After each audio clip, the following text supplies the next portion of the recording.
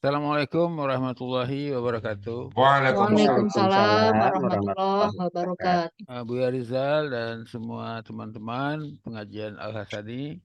Alhamdulillah pagi ini sudah hadir Prof. Sofia Amin dari Universitas Jambi yang nanti akan menjelaskan tentang manajemen waktu versi Islam ya. Barangkali banyak hal-hal nanti yang akan dijelaskan. Mudah-mudahan semuanya akan memberi pencerahan kepada kita semua. Baik, berikut silakan Prof. Sofia, waktu sepenuhnya untuk Prof. Silakan. Baik, terima kasih Prof. Airil. Kita mulai ya Bapak Ibu.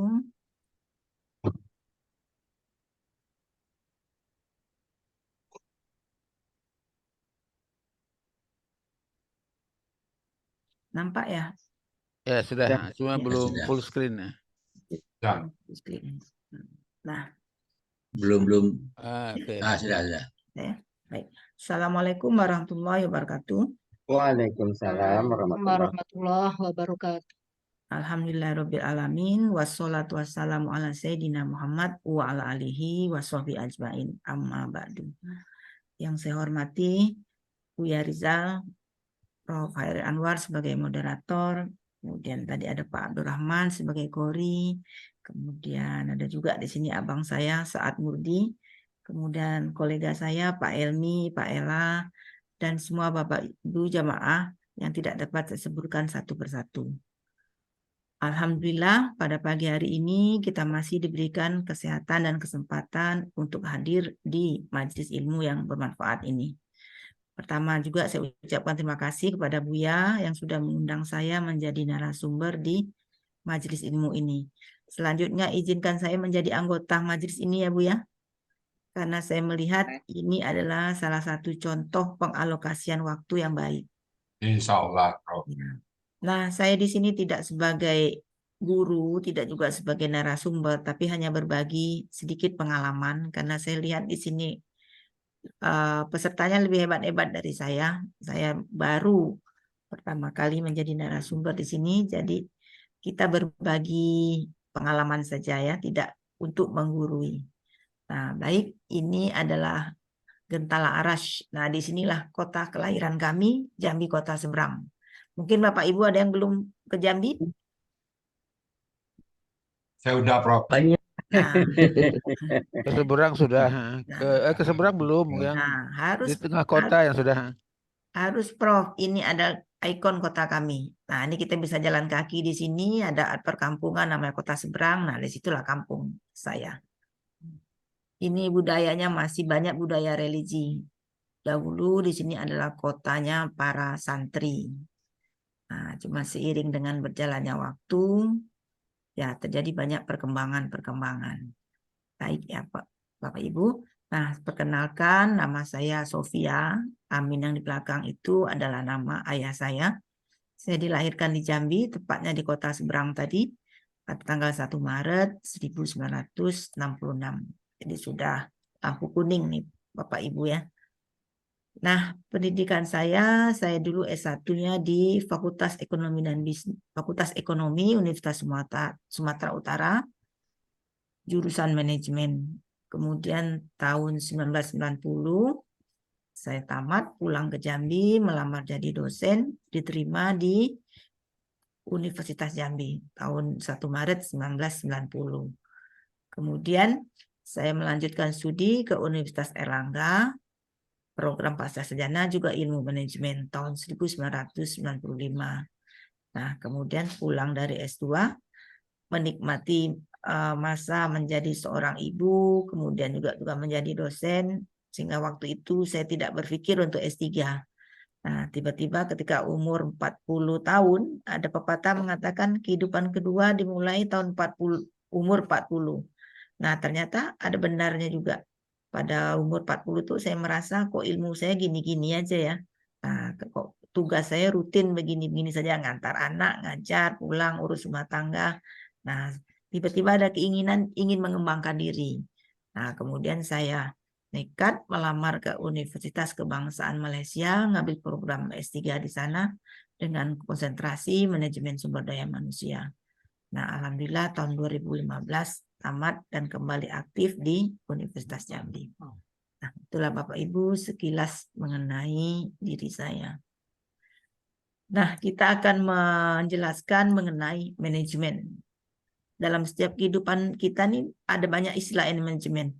Ada manajemen rumah sakit, manajemen sekolah, semua kegiatan ada kata manajemennya. Manajemen itu berasal dari kata to manage, artinya mengatur, mengelola. Sumber daya yang kita miliki ini harus kita kelola agar tercapai tujuan dengan efisien dan efektif. Nah, memang sih tanpa kita kelola, tujuan bisa juga tercapai. Tapi ya itu karena nasib baik, kebetulan, ya. Tapi kalau kita kelola dengan baik, nah apa-apa kendala bisa kita minimalisir. Kemudian sesuatu yang tidak kita inginkan bisa kita siapkan alternatifnya. Nah, itu kalau kita kelola dengan baik. Jadi ada siaga, ada antisipatif ya. Tapi kalau kita tidak kelola, misalnya berjalan seperti air saja, nah kita tidak siap seandainya terjadi sesuatu yang tidak kita kehendaki.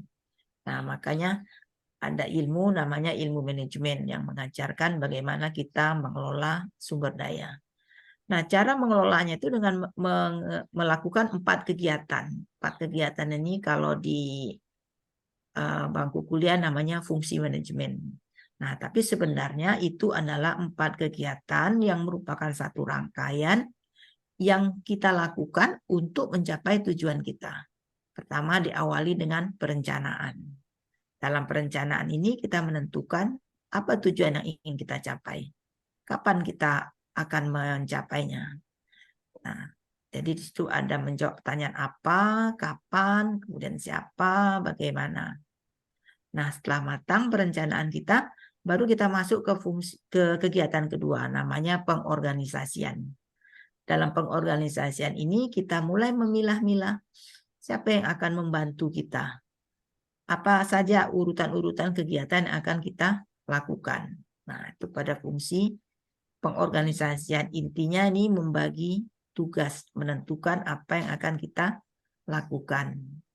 Nah, setelah itu kita masuk kegiatan ketiga, kepemimpinan. Dalam kepemimpinan ini adalah kita kalau ini tujuan pribadi kita, dalam fungsi kepemimpinan ini kita mengelola diri kita sendiri. Misalnya nih, kita kan punya hati yang selalu berfluktuasi, kadang semangat, kadang tidak, kemudian juga kadang disiplin, kadang tidak. Nah, pada fungsi leading lah ini berperan bagaimana kita mengelola diri kita. Nah, baru fungsi yang keempat namanya fungsi pengendalian. Dalam fungsi pengendalian ini kita melakukan evaluasi terhadap 3 kegiatan yang sudah kita lakukan sebelumnya. Nah, fungsi pengendalian ini juga nanti sebagai landasan untuk melakukan perencanaan berikutnya. Begitulah seterusnya seperti sebuah siklus ya. Jadi dari perencanaan, pengorganisasian, kepemimpinan, pengendalian itu terus berputar selagi kita punya tujuan. Nah, itulah hakikat fungsi manajemen ya. Jadi nah, kalau menurut teori ilmu manajemen, dasar-dasar manajemen itu terdiri dari 4 tadi. Ada planning, perencanaan, ada pengorganisasian, ada kepemimpinan, kemudian ada pengendalian. Nah, ini teori ini memang untuk sebuah organisasi, tapi bisa kita terapkan untuk diri kita sendiri. Ya, jadi kita yang merencanakan, kita yang mengorganisasikan, kita yang memimpin, kita yang mengendalikan. Nah, sebagai seorang muslim, tujuan kita ini kan banyak nih. Ada tujuan jangka pendek, tujuan jangka tengah, tujuan jangka panjang. Nah, sebagai orang muslim, tujuan jangka panjang kita, ukuran kesuksesan kita hidup sebenarnya adalah mencapai husnul khotimah. Karena kita pasti akan mati.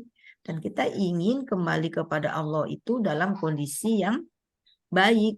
Nah, yang bagusnya tuh ketika kita lahir, kita menangis melihat dunia, orang bahagia menyambut kita. Nah, bagusnya begitu kita meninggal, kita tersenyum bahagia bertemu dengan Allah, orang menangisi kepergian kita karena kita memiliki banyak manfaat bagi orang. Nah, bagusnya itu sudah kita rencanakan dalam diri kita bahwa strategic value atau sasaran akhir yang ingin kita capai adalah mencapai husnul khotimah. Nah, ini husnul khotimah ini nggak bisa instan. Ya, husnul khotimah ini merupakan alokasi dari semua kegiatan-kegiatan yang kita lakukan selama hidup. Jadi kalau menurut saya, ini nanti mungkin Buya bisa koreksi, adalah salah kalau ketika meninggal berita orang meninggal, memberi doa semoga husnul khotimah. Nah, kalau menurut saya itu salah, karena kita sudah meninggal.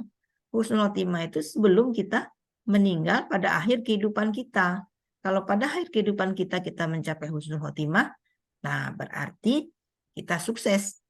Ya, itulah hakikat sukses yang sebenarnya. Kalau misalnya sekarang sukses mencapai gelar tertinggi, kemudian materi banyak, kemudian anak-anak yang sehat, yang berhasil. Nah, itu hanyalah tujuan sementara ya, tujuan jangka pendek. Tujuan yang sebenarnya adalah mencapai husnul khotimah.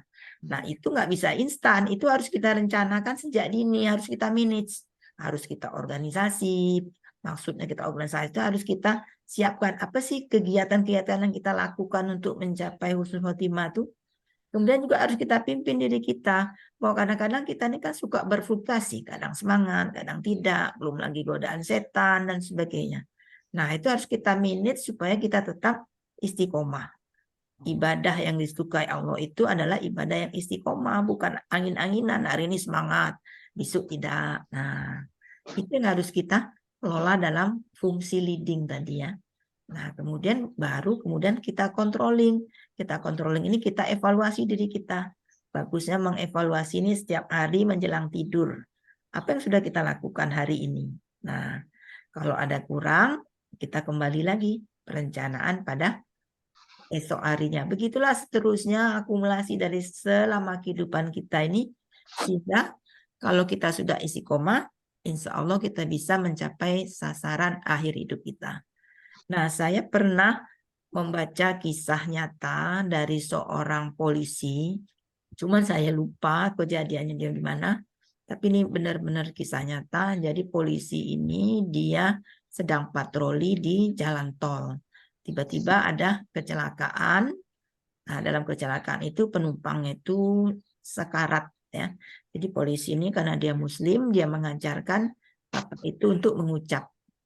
Tapi berkali-kali diajar ngucap, bapak itu nggak bisa ngucap. Yang diingatnya, uangku, uangku, hartaku, hartaku. Karena di mobilnya itu dia banyak bawa uang. Sampai dia menutup mata. Nggak bisa. Pada polisi sudah berkali-kali mengajar dia mengucap. Nggak bisa. Nah, dari sini kemudian polisi ini berpikir, oh berarti husnul khotimah ini nggak bisa instan. Walaupun kita sakaratul maut, kiri kanan orang ngajar kita ngucap. Tidak bisa kalau kita memang tidak terbiasa untuk mengucap, tidak terbiasa untuk berzikir. Nah, selang beberapa bulan berikutnya, Pak Polisi ini menemukan lagi ada kecelakaan. Orangnya juga mengalami sakratul maut. Belum lagi polisi ini sampai ke tempat orang yang mendekati orang yang kecelakaan tadi, orang tadi sudah mengucap sendiri. La ilaha illallah, la ilaha illallah, tanpa diajarkan. Nah, dari sinilah kemudian Pak Polisi ini berkesimpulan, oh ternyata memang husnul khotimah ini nggak bisa instan. Ini harus kita kelola dalam kehidupan kita untuk mencapai tujuan itu. Nah, salah satu caranya untuk mencapai tujuan itu juga kita mengelola waktu. Karena kita diberikan waktu yang sama 24 jam, tapi kita lihat ada berbagai perbedaan ya dengan waktu yang 24 jam itu. Ada yang hidupnya tenang, ada yang hidupnya penuh keluh kesah, ada yang bahagia, ada yang sedih manjang. Nah, itu tidak lain karena kita mengelola waktu. Kalau kita mengelola waktu dengan tepat, untuk aktivitas yang tepat, memanfaatkan waktu yang sebaik-baiknya, nah insya Allah waktu yang terbatas ini akan menjadi manfaat bagi diri kita dan kita juga bisa memberikan manfaat bagi orang lain. Nah, ini akan menjadi bekal bagi kita untuk menghadapi akhir hidup kita nanti. Nah, di sini ada kita mengacu pada Quran surat Az-Zariyat ayat 56 ya, yang berbunyi Bismillahirrahmanirrahim wa ma khalaqtul jinna wal insa illa liya'budun. Nah, ini artinya dan tidaklah aku menciptakan jin dan manusia melainkan untuk beribadah kepadaku saja. Nah, ini adalah ayat tauhid. Maksudnya ini bukan berarti kita sholat manjang, bukan berarti 24 jam itu beribadah manjang, bukan itu. Maksud ayat ini, kita itu hanyalah menuhankan Allah. Ya. Kita itu hanya menyembah Allah. Jadi bukan menyembah pekerjaan sampai lupa waktu, bukan juga menyembah kedudukan, posisi jabatan, kita incer sampai kita melupakan yang lain. Nah, itu makna ayat ini ya, ini ayat tauhid. Di semata-mata hidup kita ini adalah untuk menuhankan Allah, beribadah kepada Allah, bukan untuk mengejar dunia semata ya. Nah, kemudian ini ayat yang dibacakan tadi, wal asri, demi masa, innal insana lafi husrin, sesungguhnya manusia dalam keadaan kerugian, illal ladzina amanu wa aminus solihati wa tawassaw bil haq wa tawassaw bis sabr. Nah, ayat ini bermakna menyuruh kita untuk menghargai waktu. Karena seperti katakan Buya itu, waktu itu nggak pernah kembali, yang sudah berlalu itu hanya menjadi kenangan.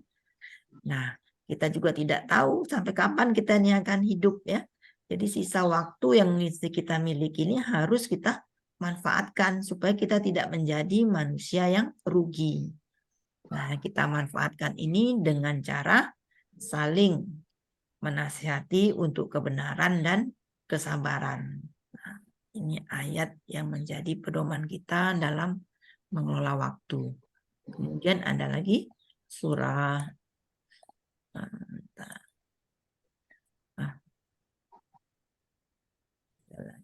surah Al-Insyirah, surah Alam-Nasroh ya. Faiza farok tapansok. Nah, kalau kita setelah selesai satu urusan, kita kerjakan lagi urusan lain. Jadi bukan berarti begitu kita sudah sukses, sudah tenang, sudah sukses, hidup di zona nyaman, nggak mau lagi bergerak. Nah, ini salah juga. Jadi harus terus-menerus, tidak pernah berhenti. Kita memberikan manfaat bagi orang lain sampai akhirnya kita tutup mata ya. Jadi faiza farok tapansok. Kalau kita setelah selesai satu urusan, nah kita kerjakan lagi urusan lain. Nah, cuman kadangnya kan kita kalau sudah selesai satu urusan, sudah berada pada puncak, terkadang kita enggan keluar dari zona nyaman, enggan mencoba lagi sesuatu yang baru. Nah, tinggal menikmati katanya. Sudahlah, sudah di puncak, menikmati baik katanya. Menikmati saja. Nah, itu juga salah ya. Jadi sewaktu itu harus kita manfaatkan sebaik mungkin. Nah, ada lagi surat Al-Qasas. Nah, ini juga surat yang mengajarkan kita untuk keseimbangan, tidak untuk mengejar dunia semata ya. Wabtagi fima atakallahu darul akhirah. Falan tansa nasibaka minat dunia. Nah, artinya carilah apa yang telah dianugerahkan Allah kepadamu, kebahagiaan negeri akhirat, dan janganlah kamu melupakan bahagianmu dari kenikmatan duniawi. Jadi ayat ini mengajarkan kita jangan mengejar akhirat saja, tapi juga dunia tetap harus kita perhatikan. Jadi salah juga kalau kita 24 jam di masjid melupakan dunia. Ya. Salah juga kalau kita hanya mengejarkan dunia, hanya memberi sedikit waktu untuk persiapan kita menuju akhirat. Nah, jadi di sini ada keseimbangan. Nah, dan memang sebaik-baik perkara itu adalah yang di tengah-tengah ya, jadi yang seimbang. Nah, ada lagi dalam surah Al-Jumu'ah. Wa iza qudiyatis sholatu fantashiru fil ardi. Nah, jadi kalau kita sudah sholat, bertebaranlah kita di bumi. Bertebaran ini maksudnya carilah pekerjaan, carilah sesuatu yang bisa kita kerjakan, yang bisa memberi manfaat ya. Kemudian wabtagu min fadlillah. Carilah karunia Allah. Wazkurullaha katsiran la'allakum tuflihun. Nah, jadi kalau kita mau beruntung, akhirat kita kejar, dunia jangan kita lupakan ya. Kita memang disuruh untuk mencari kesejahteraan dunia ya. Fantashiru fil ardi. Nah, bertebaranlah kita di bumi. Jadi jangan mager, jangan galas, jangan mager tuh istilah anak muda sekarang, malas gerak. Nah, jangan cuma rebahan.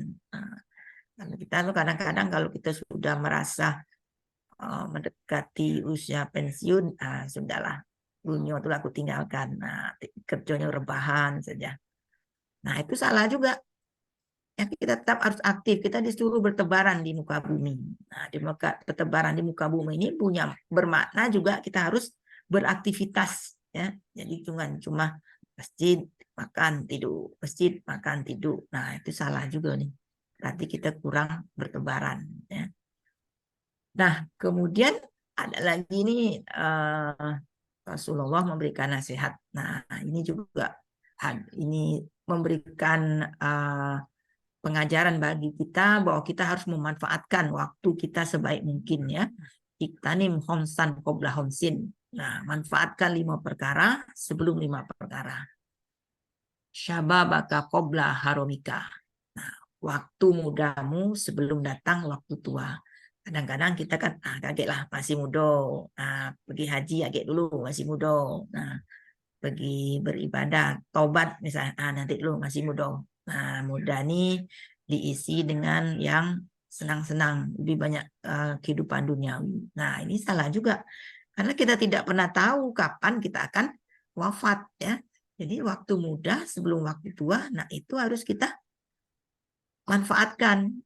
Jadi jangan mentang-mentang muda, kemudian baru mau lupa dengan kehidupan akhirat, lupa persiapan kehidupan akhirat karena mengingat masih muda, masih lama nih. Nah, itu juga persepsi yang salah. Kemudian wasihataka qobla sakomika. Nah, waktu sehatmu sebelum datang waktu sakitmu. Kita kadang-kadang kan sehat lupa ya. Prof. Hairil Anwar nih, Prof. Hairil Anwar yang dokter nih pasti tahu bagaimana menjaga kesehatan. Kadang-kadang kita nunggu sakit dulu baru ingat, oh iya tidak boleh makan ini, oh iya kita makan ini. Nah, pada waktu sehat kita lupa semua, kita santap. Nah, ada mungkin nanti kalau keliru tolong dikoreksi ya Prof. Hairil Anwar. Pernah saya dengar katanya kita sehat atau sakit ini tergantung kondisi usus kita. Nah, usus kita ini berarti tergantung apa yang kita makan. Nah, kadang-kadang kita kalau sehat lupa dengan pantangan-pantangan, lupa dengan porsi, akhirnya timbul sakit. Setelah sakit baru kita ingat pantang. Setelah sakit baru kita ingat jaga kesehatan. Nah, waktu sehat, apalagi kita kalau waktu sehat sangat jarang yang melakukan check up ya. Nah, setelah sakit baru ketahuan. Nah, itulah nasihat Nabi, ingat waktu sehatmu sebelum datang waktu sakit. Nah, nikmat terbesar ini adalah sehat. Kalau kita tidak sehat, semua aktivitas kita terganggu. Jadi harus kita jaga betul kesehatan ini. Kemudian yang ketiga, waginaka qobla fakrika. Nah, masa kayamu sebelum masa kefakiranmu. Jadi selagi kita ada kelapangan rezeki, selagi kita punya sesuatu, nah segeralah kita menginfakkannya, segeralah kita memberikan sesuatu yang bermanfaat. Nah, masa kaya ini bukan kaya kayak konglomerat ya. Kaya itu bermakna kita punya sesuatu yang untuk diri kita ada, tapi juga masih ada yang bisa kita berikan untuk orang lain. Nah, itu maksud masa kaya nih. Bukan berarti harus kaya seperti konglomerat. Nah, kemudian yang keempat, wa farogoka qobla syaglika. Nah, ini masa luangmu sebelum datang masa sibukmu. Kita nih kadang-kadang masa luang tidak kita manfaatkan. Kalau lagi santai, biasanya kita pegang handphone. Nah, pegang handphone itu kadang-kadang kita lupa waktu. Kalau pegang handphonenya untuk kegiatan positif, seperti sekarang ini kita mendengarkan majelis ilmu, nah itu bagus. Tapi kalau pegang handphonenya hanya untuk chat, hanya untuk kata orang Jambi itu ngota-ngota, Pak. Kalau ngota-ngota itu artinya ya hanya untuk bicara-bicara yang kurang bermanfaat. Nah, berarti kita sudah menghabiskan masa luang kita. Atau kita cuma rebah-rebahan. Nah, boleh sih rebah-rebahan, tapi bagusnya rebah-rebahannya sambil membaca. Nah, jadi masa luang kita itu kita isi ya. Kalau sudah sibuk, nah nggak bisa lagi kita membagi waktu. Apalagi kalau pekerjaan itu datangnya beruntun. Nah, kemudian wahayataka qabla mautika. Nah, masa hidupmu sebelum datang matimu. Jadi selagi hidup ini berbuatlah, kelolalah waktu sebelum datang matimu. Nah, kalau sudah sakratul maut, sudah sampai di tenggorokan, nah ini nggak susah nih. Kalau kita baru mau ingat akhirat ya, karena seperti tadi, husnul khotimah itu tidak bisa instan. Dia adalah akumulasi dari perbuatan kita selama hidup. Nah. Jadi memang harus kita manfaatkan 5 masa ini. Nah, ini lagi sabda Rasulullah, nikmatani mabguni fihima kathiron minan nas asiha wal farogi. Nah, 2 nikmat ini memang yang sering membuat kita tertipu ya. Yang juga sering membuat kita kadang-kadang lupa mensyukurinya. Nikmat sehat dan waktu luang. Nah, waktu sehat kita kadang-kadang lupa kita jaga, lupa kita kendalikan. Kemudian waktu luang juga sering kita lalui tanpa mengisinya dengan hal-hal yang bermanfaat. Nah, ini tadi sudah. Nah, jadi dari ayat-ayat tadi bahwa kita semua diberikan waktu 24 jam. Ada juga saya baca, bagusnya itu kita bagi menjadi sepertiga ya. Jadi 8 jam. 8 jam untuk kerja, 8 jam untuk beribadah, 8 jam untuk istirahat.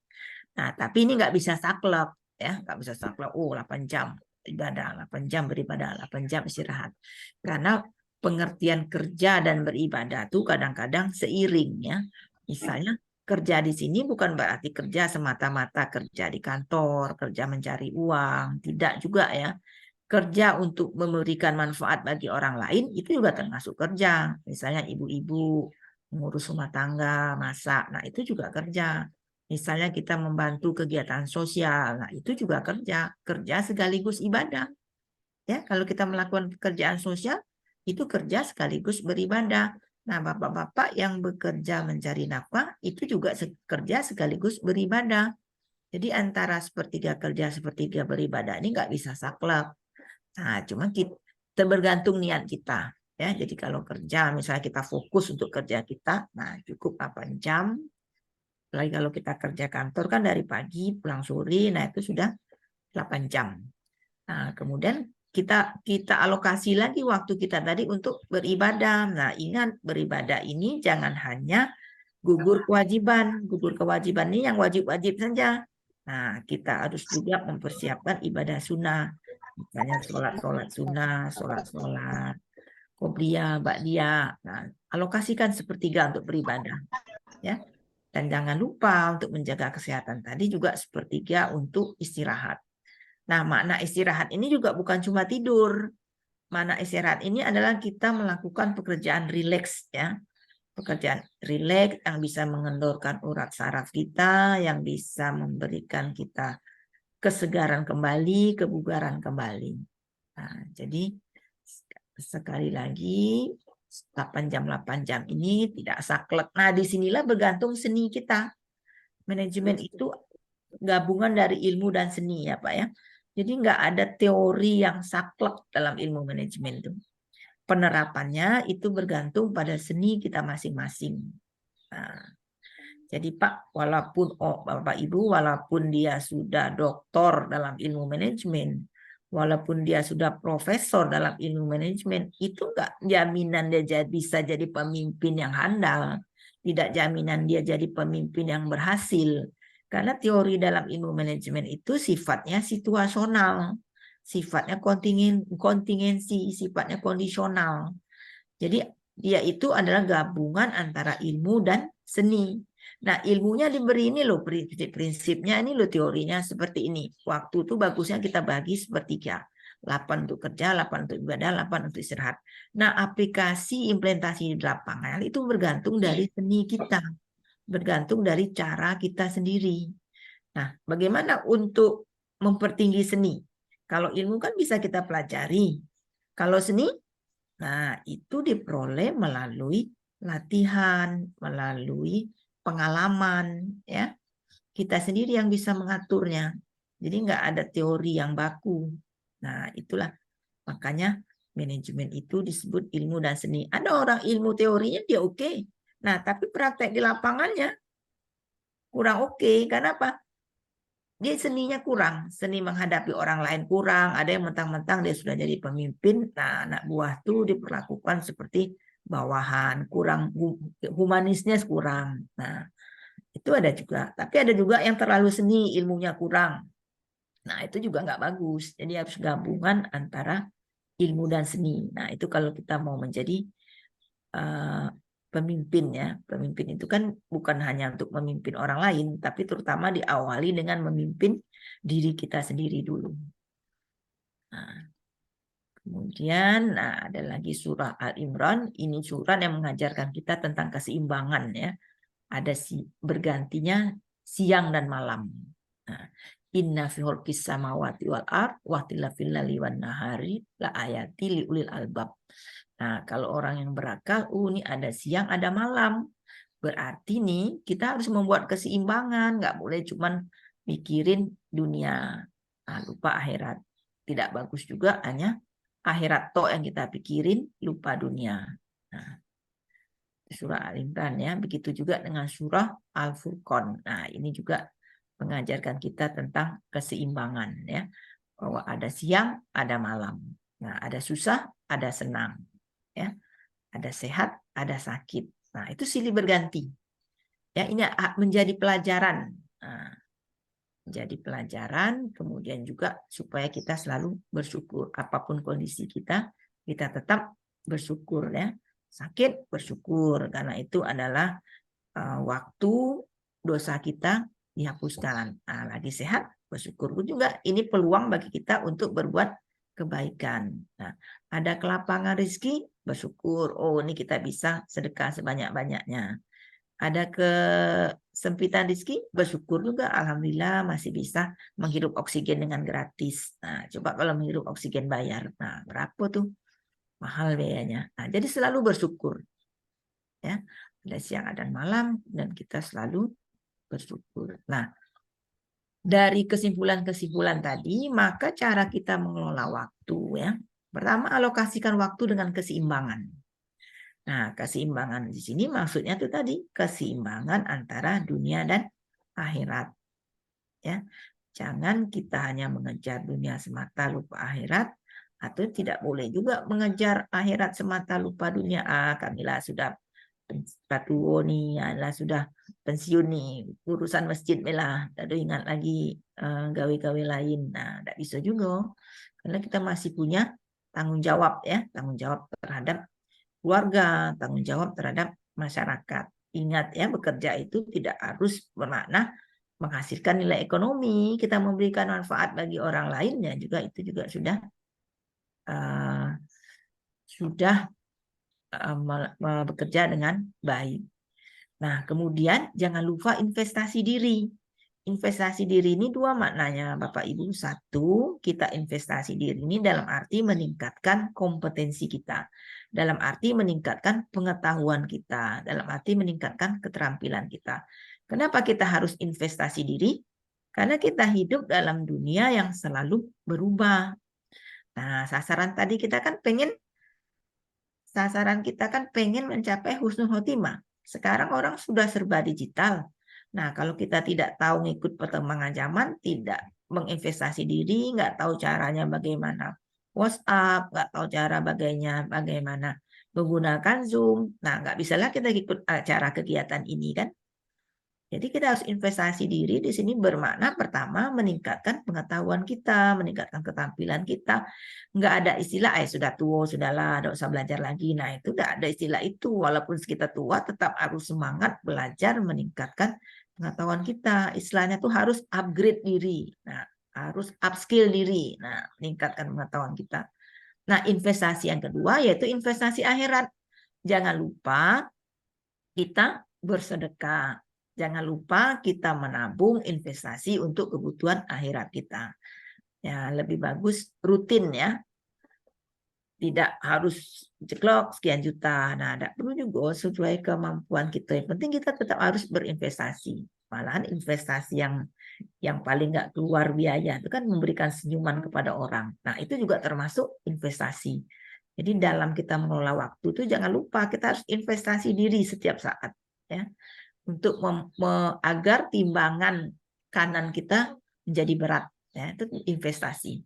Termasuk juga di situ berzikir, itu investasi diri. Kita mengikuti kegiatan pagi ini juga investasi.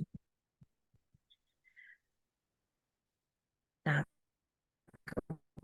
kemudian yang ketiga, kita jangan, nah itulah yang bikin kita stres. Berapa menit lagi ya? Berapa menit lagi ya? Nah, ini internetnya unstabil. Kalau kita tergesa-gesa, kadang-kadang kita lupa, ada yang tertinggal. Nah, ada yang tidak kita lakukan dengan baik karena fokus kita sudah terpecah. Ya. Nah, itu gunanya tadi kita melakukan 4 fungsi tadi ya, supaya kita tidak tergesa-gesa. Nah, yang keempat, jangan menunda-nunda hal positif, raih kesempatan. Nah, ini kita berpedoman pada sabda Nabi tadi. Gunakan kesempatan 5 sebelum datang yang 5. Jadi begitu ada kesempatan positif, nah jangan kita tunda-tunda, jangan kita ragu, bisa nggak ya, bisa nggak ya, nantilah. Nah itu menunda-nunda, kesempatan itu nggak datang 2 kali. Nah sama juga seperti yang saya alami ini Bu ya, saya begitu ditawarkan Bang Saad, mau nggak jadi ini kesempatan, ya sudah, walaupun sebenarnya saya nggak pakar-pakar amat, ya sudah saya raih kesempatan dengan niat juga pengen belajar.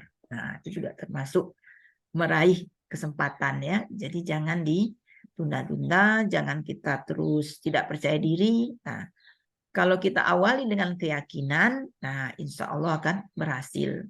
Ya, jadi setiap kita melakukan pekerjaan itu awali dengan keyakinan, dengan Bismillah, insya Allah berhasil. Tapi kalau kita begitu ada kesempatan, kita sendiri tidak pede, ya bisa nggak ya, bisa nggak ya. Nah itu yang sering menyebabkan kita gagal. Kemudian yang kelima, gunakan waktu untuk kegiatan yang bermanfaat. Nah, ini isi dengan sesuatu yang bermanfaat. Bermanfaat itu bermanfaat bagi diri kita, bermanfaat bagi orang lain, bermanfaat bagi masyarakat. Pokoknya memberikan manfaat.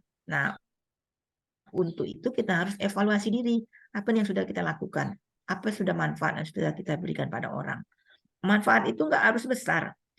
Walaupun kecil tetap bermanfaat ya. Orang kan sudah ada dalam surah itu sekecil apapun walaupun hanya sebesar zarah. Nah, kita memberi manfaat sebesar zarah itu sudah juga dihitung. Misalnya kita lihat di jalan ada batu menghalangi orang. Nah, kita singkirkan.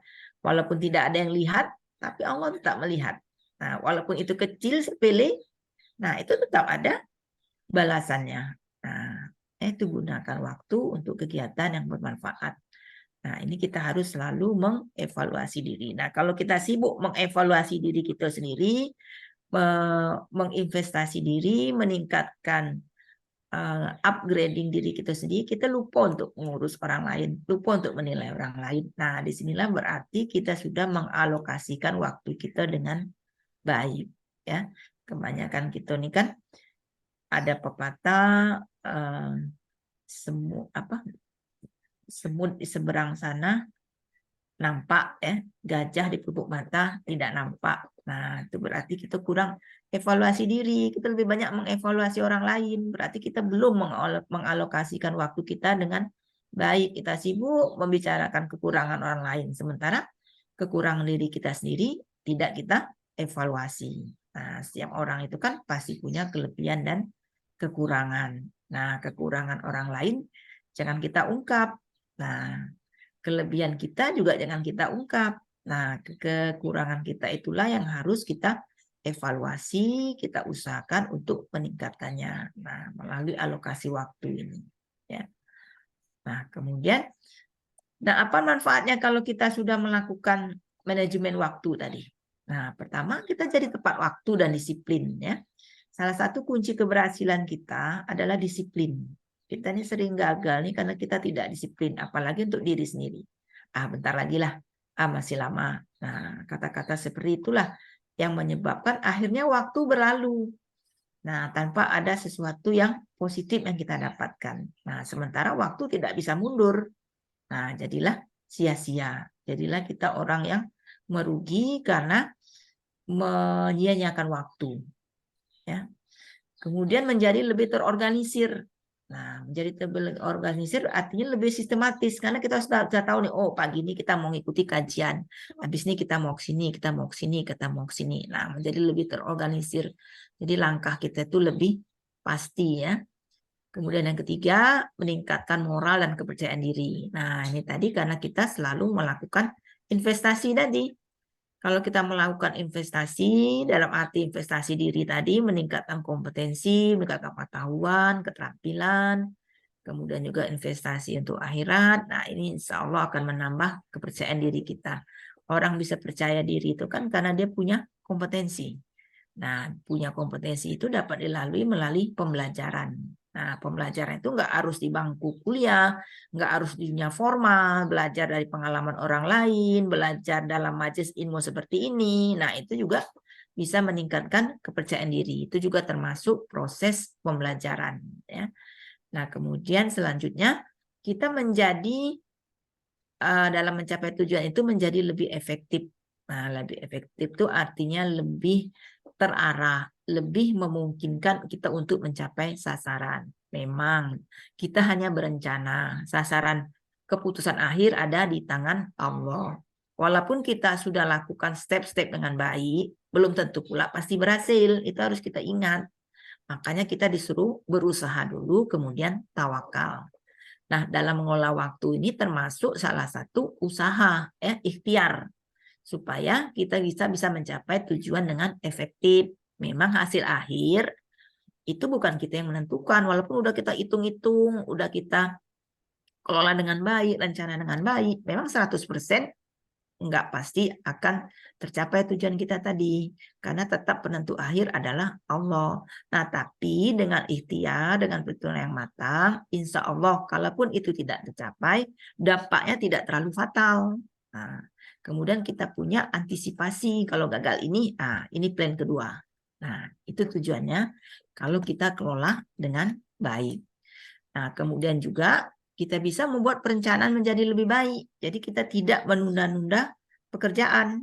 Nah, begitu ada kesempatan, nah, kita kerjakan. Jangan besok lah, masih lama. Nah, itu kalimat-kalimat yang sering kita ucapkan karena kita menganggap masih lama waktunya. Nah, padahal waktu terus berjalan dan nggak pernah kembali. Ya. Nah, kemudian mengurangi stres dan kecemasan. Nah, ini kalau kita tidak mengelola waktu tadi, akhirnya tiba-tiba waktu sudah dekat, kita terburu-buru, nah stres, cemas. Nah, ini sangat terasa kalau kita mau berangkat ya. Apalagi kalau kita berangkat dengan pesawat subuh. Nah, kalau kita tidak kelola dengan waktu, bangun jam sekian. Nah, tahu-tahu sudah bangun jam 5:30, nah itu tergesa-gesa. Ya, saya juga pernah mengalami ini, Bapak Ibu. Saya dulu waktu sekolah di Malaysia, kalau zaman dulu tuh naik pesawat lewat Palembang dulu. Nah, Palembang itu kalau naik travel subuh. Nah, saat itu saya kesiangan. Kesiangan, tahu-tahu klakson sudah bunyi dari travel. Jam 5:30. Nah, akhirnya saya bangun sholat subuh tanpa mandi, Pak, pergi ke Malaysia.